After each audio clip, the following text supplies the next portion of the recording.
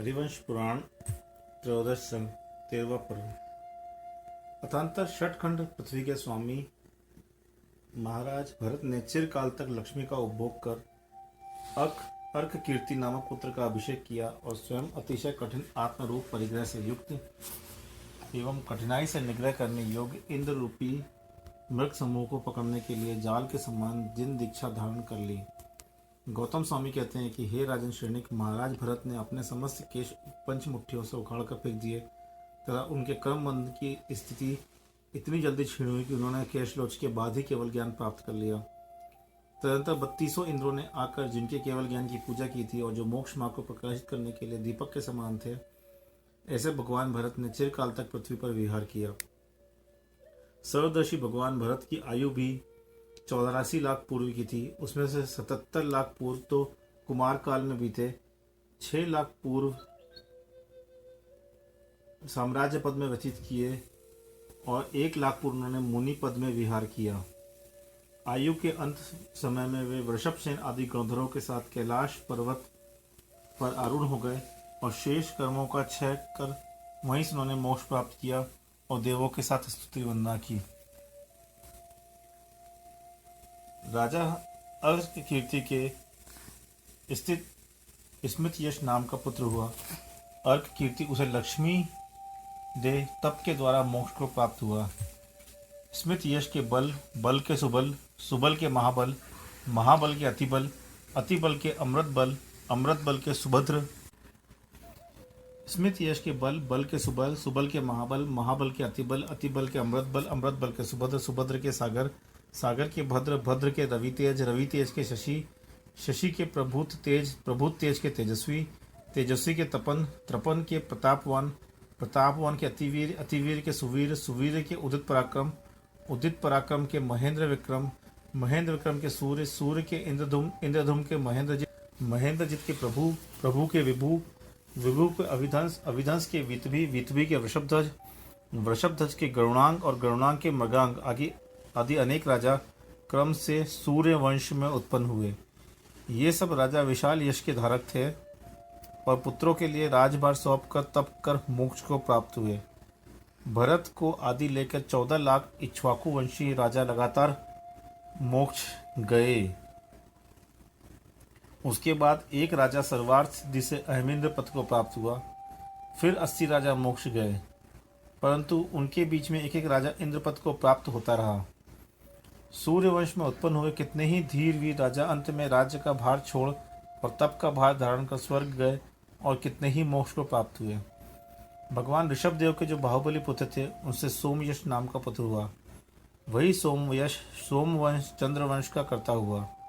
सोमयश के महाबल, महाबल के सुबल और सुबल के भुजबुली पुत्र हुआ। इन्हें आदि लेकर सोमवश में उत्पन्न हुए अनेक राजा मोक्ष को प्राप्त हुए। इस प्रकार भगवान ऋषभदेव का तीर्थ पृथ्वी पर 50 लाख करोड़ सागर तक अनवरत चलता रहा।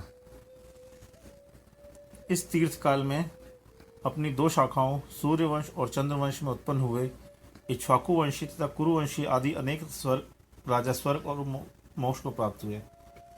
विद्याधरों के स्वामी राजा नमी के रत्नमाली, रत्नमाली के रत्नव्रत, रत्नव्रत के रत्नरथ, रथरथ के रत्नचिन्ह, रथ चंद्ररथ के वज्रजंग, वज्रजंग के वज्रसेन, वज्रसेन के वज्रदृष्ट, वज्रदृष्ट के वज्रध्वज, वज्रध्वज के वज्रायुध, वज्रायुध के वज्र, वज्र के सुवज्र, सुवज्र के वज्र, सुवज्र के वज्रभुत, वज्रभुत के वज्राभ, वज्राभ के वज्रबाहु, वज्रबाहु के वज्रांग, वज्रांग के वज्रसुंदर, वज्रसुंदर के वज्राशय, वज्राशय के वर्णप्राणी, वज्रप्राणी के वज्रभानु, वज्रभानु के वज्रवान, वज्रवान के विद्युन्मुख, विद्युन्मुख के सुकत्र, सुकत्र के विद्युत दृष्ट, विद्युत दृष्ट के विद्युतवान, विद्युतवान के विद्युदाव, विद्युदाव के विद्युत वेग और विद्युत वेग के विद्युत पुत्र हुआ।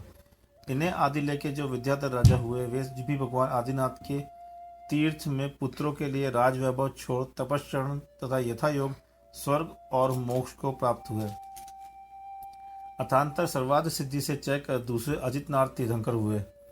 इनके पंचकल का वर्णन भगवान ऋषभदेव के समान ही जानना चाहिए।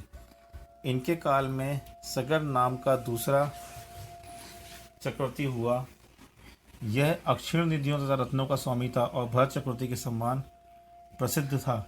इसके अद्गुण अद्गु आदि को लेकर 60,000 पुत्र हुए।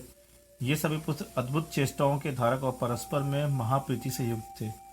किसी समय ये समस्त भाई कैलाश पर्वत के गए और वहां आठ पादस्थान बनाकर दंडरत से वहां की भूमि खोदने लगे, परंतु इस क्रिया से कुपित होकर नागराज ने सबको भस्म कर दिया। चक्रवर्ती सगल संसार की स्थिति का ज्ञाता था, इसलिए पुत्रों का शोक छोड़ उसने अजितनाथ भगवान के समीप दीक्षा धारण कर ली और कर्णबंधन से छूटकर मोक्ष प्राप्त कर लिया। तदनंतर अजितनाथ के बाद संभवनाथ, उनके बाद अभिनंदन नाथ, उनके बाद सुमतिनाथ, उसके बाद पद्म प्रभु और सुपाशनाथ, उसके बाद चंदा प्रभु, उनके बाद पुष्पदंत, उनके बाद शीतलनाथ हुए। गौतम स्वामी राजा श्रेणिक से कहते हैं कि हे श्रेणिक, सर्वप्रथम इक्ष्वाकु वंश उत्पन्न हुआ और फिर उस इक्ष्वाकु वंश से सूर्यवंश और चंद्रवंश उत्पन्न हुए। उसी समय कुरुवंश तथा उग्रवंश आदि अनेक वंश प्रचलित हुए। पहले भोग भूमि में ऋषि नहीं थे, परंतु आगे चलकर भगवान ऋषभदेव से दीक्षा लेकर अनेक ऋषि उत्पन्न हुए और उनका उत्कृष्ट श्रीवंश प्रचलित हुआ। इस प्रकार तेरे लिए अनेक राजाओं और विद्याधरों के वंशों का कथन किया। अब जिस समय शीतलनाथ भगवान का शुद्ध एवं उज्ज्वल 10वां तीर्थ बीत रहा था और केवल ज्ञान रूपी दीपक से उज्ज्वल संसार में इंद्र और देवों का आगमन जारी था, ऐसे समय महाप्रभाव के धारक हरियों का जो वंश प्रकट हुआ उसका वर्णन करता हूँ। हे राजन, जिन मार्ग में इसका जो यथार्थ वर्णन है उसे तू श्रवण कर। इस प्रकार अरिष्टनेमी पुराण के संग्रह से युक्त जिन सेनाचार्य रचित हरिवंश पुराण में इक्ष्वाकु वंश का वर्णन करने वाला 13वां पर्व समाप्त हुआ।